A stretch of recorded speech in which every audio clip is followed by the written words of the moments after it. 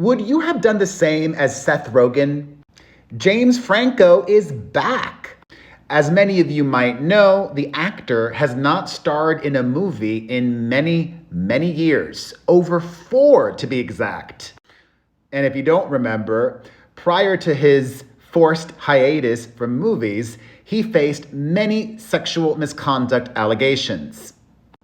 From a minor, from women that were students at his acting school, even allegations from co-stars like Charlene Yee.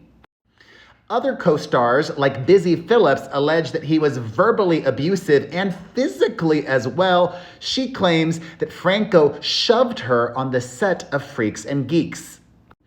As a result, Franco was sued multiple times, and those lawsuits that I'm aware of were all settled, but he was not charged with any wrongdoing. Franco did admit to sleeping with students from his acting school, and he previously confessed to being in treatment for sex addiction. As is often the case with people like James Franco, he has gone to Europe to work because they are more forgiving, understanding. Europeans overlook allegations like this, or Hollywood stars are bigger there. It could be a combination of all those things. Franco is currently in Rome for the Rome Film Festival promoting his new movie. It's called Hey Joe by Italian director Claudio Giovanesi, and he plays Dean, an alcoholic American World War II vet who winds up back in Naples in the early 70s in search of a son he fathered there before absconding to New Jersey. Also this year, he did have another movie come out, another European film, a French movie called The Price of Money, a Largo Winch adventure, a thriller that was released in France but not in the United States. Of his, quote, cancellation in a new interview, Franco now says, quote, being told you're bad is painful, but ultimately that's kind of what I needed to just stop going the way I was going. Oh, and according to Variety, he does have a movie in America that he just finished. I'm guessing this was independently produced. It's a film with Tommy Lee Jones, an action thriller called The Razor's Edge. Oh, got it. I'm revising what I said initially. He's doing smaller movies in America and not exclusively working in Europe. He also filmed a serial killer thriller with Vincent Gallo called The Policeman. Tommy Lee Jones, Vincent Gallo. He's working with C-list actors and not in major studio films. James Franco used to be an A-lister. I do like how he's being very honest in this interview. He says, I had a good career, but it was very hard for me to enjoy it. I was a workaholic. I was going all the time. And even when there were good moments, like a movie that people liked, or I don't know, being nominated for an award or whatever it might be, whatever good moments along the way that I wish I could have appreciated, I just didn't because I had this weird thing where it was just like, I always need more. And he's thankful for his career hiatus. He says, so now, after having the pause and I think changing priorities, I guess what I seek to fulfill me in life is different. Ultimately, I think I'm kind of grateful because it did afford me a chance to just do whatever private work and really change what I need to change. So now that I'm working, I can just be there for the project. It's not about me trying to fill some hole with work. Of being cast out of Hollywood, James Franco responds, I mean, it is what it is. I've honestly moved past it. It was dealt with and I got to change. So that's it. It's over. I mean, I've worked in the US too, so I'm just trying to move on. He adds, when I was functioning in that workaholic mode, A lot of it was just my young self's version of what a good life was, and I got pulled out of that.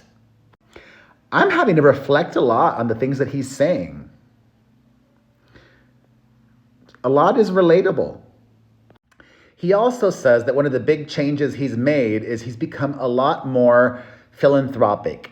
He explains, quote, "It's a large part of what I've been doing, frankly, and it's given me a lot of relief.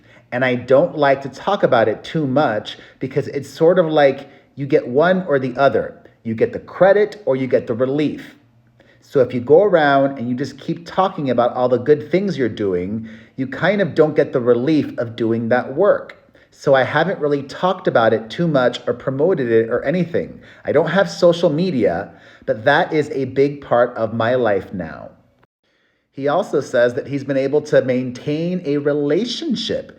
He has a girlfriend with U.S. actress director Isabel Paxad, and he explains, "I was never able to do that before. I was just too scared, really, to have any sort of real intimacy with anyone." He and Isabel have been dating for 7.5 years. And what about his friend of decades and frequent collaborator, Seth Rogen? They did so many projects together. James Franco now says, quote, "No, I haven't talked to Seth. I love Seth. We had 20 great years together, but I guess it's over. And not for a lack of trying. I've told him how much he's meant to me." Well, you may have heard that quote earlier today somewhere else, but a reminder. In an interview back in 2021, Seth Rogen spoke about James Franco, and he had the following to say, quote, "What I can say is that I despise abuse and harassment, and I would never cover or conceal the actions of someone doing it, or knowingly put someone in a situation where they were around someone like that." When directly asked back in 2021 if he and James were friends, Seth said, quote, "I don't know if I can define that right now during this interview. I can say it, it has changed many things in our relationship and our dynamic." All of the allegations against him. When the interviewer commented, "The situation must have been painful," he replied, "Yeah, but not as painful and difficult as it is for a lot of other people involved. I have no pity for myself in this situation." So, I ask, if you were Seth Rogen and your friend was accused of the things that he was accused of, would you ice your friend out as well? Let me answer that. Let me think about it. Probably. But I would try to make sure that he got better. I would encourage that. I would keep my distance, but wish him well and make sure that he wasn't a threat to himself or others, obviously. And,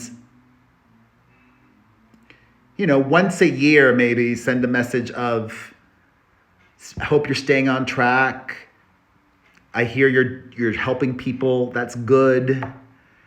Encouraging redemption as much as possible. Encouraging betterment. I think that's a good approach for me. What about you? Let me know your thoughts in the comments.